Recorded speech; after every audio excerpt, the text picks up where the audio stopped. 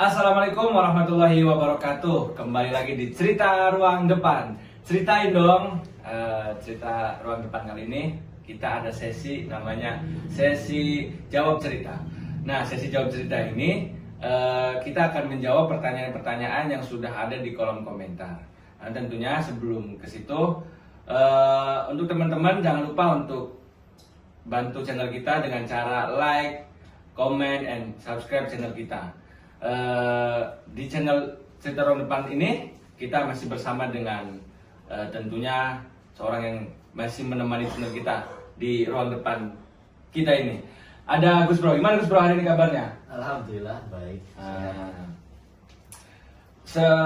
Tadi saya sudah banyak tuh lihat komentar-komentar di channel YouTube Cerita Ruang Depan ini, ternyata banyak sekali antusias dari teman-teman yang ingin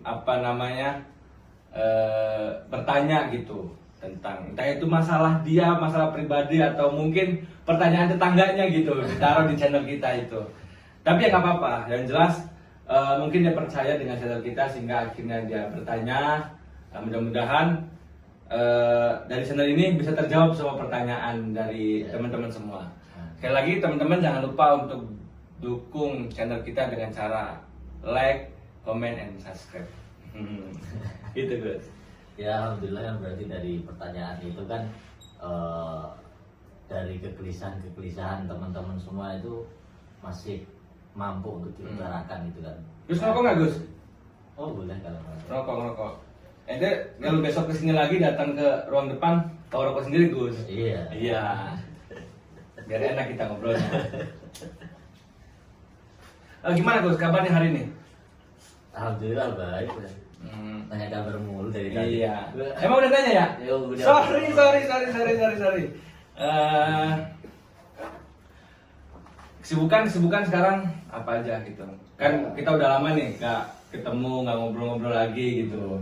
Nah, kita ada satu momentum lah ya. Itu barangkali apa nih? Barangkali Gus Bro ini ada cerita-cerita nih yang pengen disampaikan ke Ya masih sibuk dengan kuliah sih sekarang. Masih ada tanggungan kewajiban gitu kan. Semester berapa sekarang Gus? Alhamdulillah naik semester 8 ini. Mau lulus lah ya? Ya doain. Iyalah, masa nggak mau lulus. Selain aktivitas kuliah apa lagi Gus? Ngajar atau apa gitu? Ya ngajar teman-teman di tempat tinggal. Iya. Ya dikit-dikit lah, memang harus ada yang hal baik yang diteruskan gitu kan biasanya. Ini Gus ada yang ini juga sih, ada yang pengen tahu gitu cerita-cerita dari Gus Nidom sebelumnya gitu. Mungkin riwayat pendidikan kali ya, riwayat pendidikan sampean gitu. Ente pernah mondok di mana atau pernah menekuni bidang apa gitu kan. Ya namanya juga Cerita Ruang Depan Gus. Isinya tentang cerita-cerita gitu. Mungkin nanti sebelum kita ke segmen jawab cerita, kita pengen tahu dulu lah Ya. tentang Gus Bro ini. Gimana Gus Bro? Ini kan saya sini aslinya di Kudus, saya lahir Kudus. Lahir Kudus.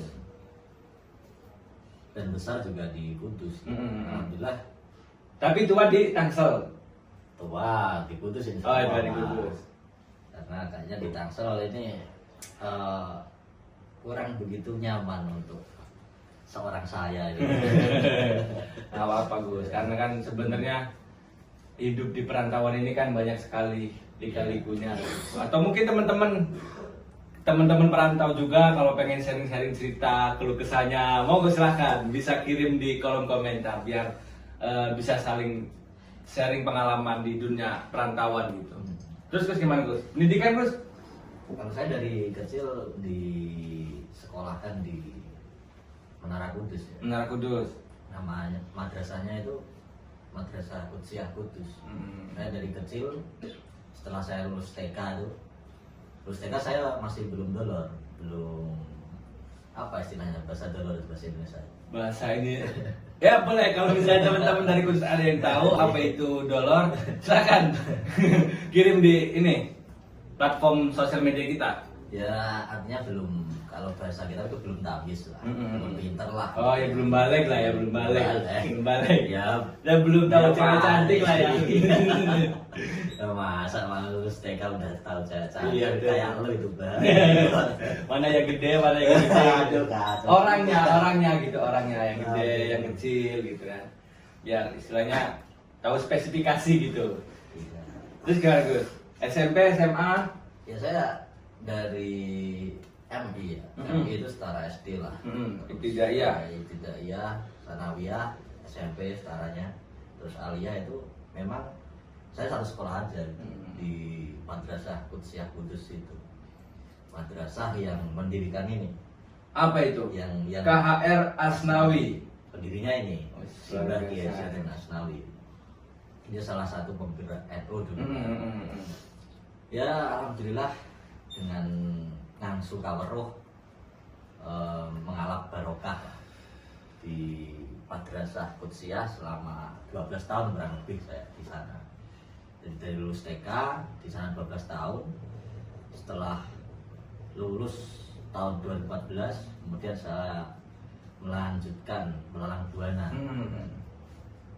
untuk melanjutkan pesantren di Pondok Pesantren Al Anwar. Al Anwar. Sarang Rembang. Rembang. Asuhan Mbah Mon. Ya Haji Kiai Maimun Zubair.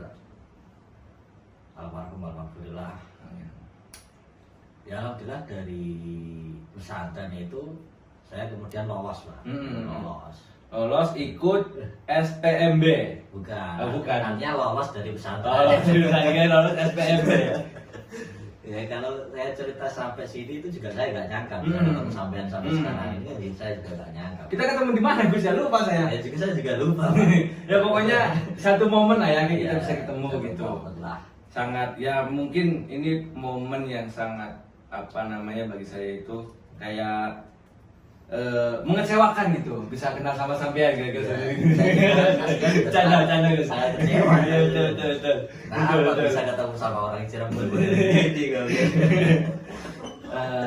Iya tadi ada yang menarik tuh bahwa KHR Asnawi ini kan yang mendirikan Pondok Pesantren Qudsiyah gitu. Barangkali teman-teman ada yang ini gitu pengen tahu siapa sosok KHR Asnawi ini gitu. Dan barangkali beliau punya cita-cita besar sehingga akhirnya mendirikan Pondok Qudsiyah itu. Gimana Gus? Kalau cita-cita besar tentu ada gitu kan dari Simbah Kiai Raden Asnawi, dari cerita-cerita yang pernah saya dengar maupun yang saya pernah baca gitu kan. Ya artinya memang tujuan utama Simbah Raden Asnawi ini mendirikan Qudsiyah dia karena memang untuk menginisiasi Motor Gus. ilmu. Ya. Ternyata memang Ya, emang di ruang depan kan. Ruang depannya. Ya bro, lanjut bro. Terus. Ya itu salah satunya kan ingin mendakwahkan gitu loh ilmu Rasulullah, ilmu agama kan terutama. Ya, karena selain Simbah Kiai Asnawi ini nasionalis, artinya cinta tanah air, juga agar para santri Qudsiyah ini juga nantinya juga religius, mengamalkan nilai-nilai atau akhlak dari keteladanan baginda Nabi Agung Muhammad SAW. Tujuannya untuk itu, yaitu nilai besarnya adalah untuk religius dan nasionalis. Selain dia pintar, tafakuh fiddin, artinya dia mendalam dalam hal pemahaman agama, juga diimbangi dengan dia cinta tanah air. Makanya kan sampai sekarang itu salah satu masterpiece gitu, atau karangan Simbah Kiai Raden Asnawi yaitu syair Sholawat Asnawiyah. Gimana Gus? Coba Gus, boleh kita dengar bersama-sama selawatnya gitu. Barangkali itu bisa menyejukkan hati pemuda yang kurang baik ini Gus. Gimana kira-kira Gus? Ya. Jadi ada menariknya juga. Saya ngobrol dengan Gus Bro ini di ruang depan. Ada pahalanya juga kira-kira seperti itu. Biar nggak, kalau kata orang Jawa, misuin terus gitu. Gimana Gus? Syairnya? Itu salah satu syairnya itu ya Rabbi sholli ala rasuli Muhammadin sirril ula wal anbiya wal mursali al hurri khotsman awwala. Terus sampai petikan akhir itu ada yang syair menunjukkan kepada cinta tanah air.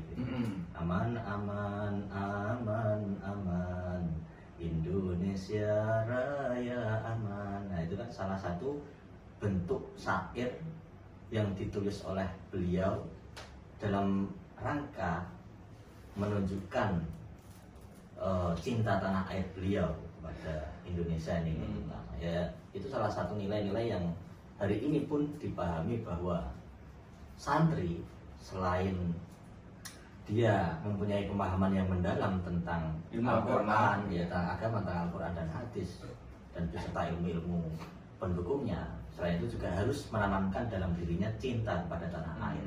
Karena maaf Pak, sekarang itu banyak orang yang dengan semangat keagamaan, dengan pubertas agama yang menggebu-gebu, tapi tidak dibarengi dengan cinta tanah air, Pak. Sehingga nanti muncul gerakan-gerakan radikal dan sebagainya. Itu kan ya bahaya kan gitu. Ya, jadi mungkin munculnya salah satu gerakan radikalisme ini salah satunya adalah dia tidak adanya rasa cinta kepada tanah air itu. Iya. Mungkin secara agama dia mereka-mereka yang gerakan radikalisme itu mungkin secara agama sudah inilah ya, sudah mungkin sudah pintar lah gitu. Iya. Cuman kecintaan terhadap negara itu tidak ada, sehingga rasa untuk kayak semacam perlawanan terhadap pemerintahan dan sebagainya itu muncul gitu. Iya. Karena tidak adanya kecintaan itu tadi. Ya artinya kan Narik-narik. sekarang ini kan banyak orang yang salah paham dan pahamnya salah. Ya, makanya Simbah Kiai Haji Tresnawi ini selaku pendiri Qudsiyah sudah memikirkan jauh-jauh hari sebelum yang sekarang rame-rame gerakan radikal seperti ini gitu kan. Ya untuk membentengi lah akidah Ahlussunnah wal Jamaah yang ala Nahdiyah. Jadi Gus Bro sendiri memang basic dan backgroundnya ini dari pesantren lah ya Gus ya, dari pesantren dan mengabdi kepada alim ulama lah ya gitu ya Gus kira-kira. Ya saya sih nggak bisa menjustifikasi saya mengabdi Pak. Cuman saya pengennya ya berdoa dalam hidup saya ini ya selalu dalam pengabdian kepada beliau-beliau, pada alim ulama, ya, pada orang ahli ilmu lah. Karena ketika kayak saya menjustifikasi bahwa saya hikmah, ya nggak bisa Pak kan gitu. Tapi inginnya saya, doanya saya itu ya dalam setiap tindakan saya itu ya dinilai sebagai nilai hikmah kepada beliau-beliau itu ahli ilmu. Jadi menarik teman-teman bahwa Gus Bro ini kan apa namanya, selain daripada dia gaul gitu dalam keseharian, juga dalam prinsip hidupnya itu kan mencoba untuk senantiasa berbuat lebih baik, tentunya dengan cara mengamalkan ilmu-ilmu yang sudah diajari dari pondok pesantren dan seperti itu ya Gus ya. Tidak. Jadi saya masih kurang dalam ilmu, cuman kan bolak-balik kita ketika kita punya satu hal yang bermanfaat maka ya sebarkanlah kan seperti itu kan. Ini menarik juga Gus, sampean kan dari apa namanya, dari Kudus gitu kan, dari daerah gitu. Kita tahu di Kudus juga kan ada apa namanya wali 9 wali songo itu. Salah satunya adalah Sunan Muria ya. Sunan Muria, Sunan Kudus. Ya, Sunan Muria, Sunan Kudus gitu. Barangkali Gus Bro punya cerita-cerita tentang Sunan yang ada di Muria, apa yang ada di Kudus itu Gus, untuk pemahaman saya tentunya gitu, atau pemahaman teman-teman bahwa ada cerita-cerita menarik pada kesempatan kali ini gitu, yaitu tentang Wali Songo. Salah satunya itu Sunan yang ada di Kudus. Kalau terkait cerita Sunan Kudus ya atau Sunan Muria, mungkin saya lebih familiar ke cerita Sunan Kudus ya. Karena mungkin lingkup di daerah saya itu lebih dekat ke Sunan Kudus kan, dan saya lebih familiar kepada Sunan Kudus karena waktu kecil sampai saya lulus dari Qudsiyah itu kan memang hidup saya di lingkup Menara gitu. Yang hal yang menarik dari cerita Sunan Kudus itu salah satunya tentang toleransi Pak. Toleransi yang sekarang mungkin perlu digaungkan kembali. Salah satunya ya sudah ada semenjak Sunan Kudus itu Pak. Di cerita Sunan Kudus itu toleransinya tinggi Pak, terutama terkait untuk menghormati orang selain Islam. Kalau menurut cerita kan dulu zaman Hindu-Buddha kan tidak boleh menyembelih sapi Pak, karena sapi itu kan hewan yang suci bagi umat Buddha dan Hindu.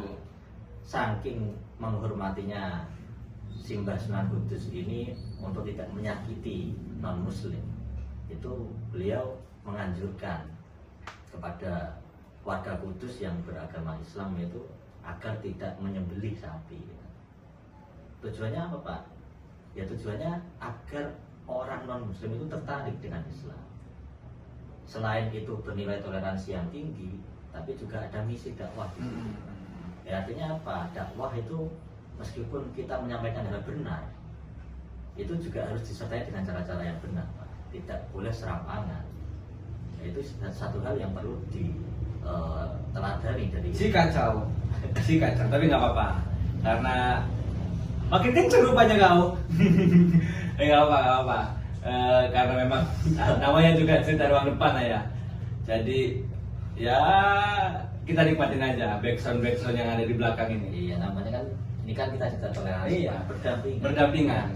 Dan ya ruang depan ini memang kumpulannya orang-orang ya gila, dan sampean bisa mengikuti di sini sehingga ini wajah toleransi yang sesungguhnya gitu. Ya enggak juga, kadang kita juga diskriminasi. Sangat menarik Gus tentunya pengalaman dan cerita gitu sampean, karena kita juga kurang lebih hampir 2 minggu ya Gus ya nggak komunikasi, nggak ketemu gitu. Iya. Sampai kan juga sibuk Pak. Nggak sibuk, cuman ada beberapa aktivitas aja akhir ini gitu karena tuntutan channel, sehingga kita harus mulai memberikan, ya kita harap memberikan edukasi lah ya, memberikan edukasi lewat cerita-cerita sampean, dan nanti akan ada cerita-cerita yang menarik lagi gitu. Nah, karena ini kita di awal ada yang namanya sesi jawab cerita Gus, mungkin sesi jawab cerita ini kan dari keluhan pemirsa gitu. Kok nggak diem-diem? Gimana, kita usir aja? Oh nggak usah, dia pergi sendiri. Ini mungkin dari ceritanya teman-teman, sehingga kayak timbul dari keresahan gitu, dari keresahan dan ketidaktahuan. Tapi kayaknya ceritanya sedikit agak tidak menyambung sih Gus, pertanyaan-pertanyaannya, tapi nggak apa-apa lah, barangkali. Mungkin sebelum ke pertanyaan, sebelum kita jawab itu kita break dulu gimana? Break dulu? Ya. Mau ngapain? Soalnya kan kepanjangan ini Pak kayaknya. Kepanjangan? Ya udah, mungkin begitu ya kira-kira ya. Iya. Kepanjangannya. Panjang. Takut pendengarnya ini ya kali ya. Bosan lah. Bosan. Mungkin untuk itu kita akan berlanjut di season selanjutnya. Tetap pantengin channel YouTube kita. Tetap stay at home gitu kira-kira lah ya. Dan lebihnya mohon maaf. Tetap di channel rumah masuk. Tetap di channel ini, jangan pindah nanti.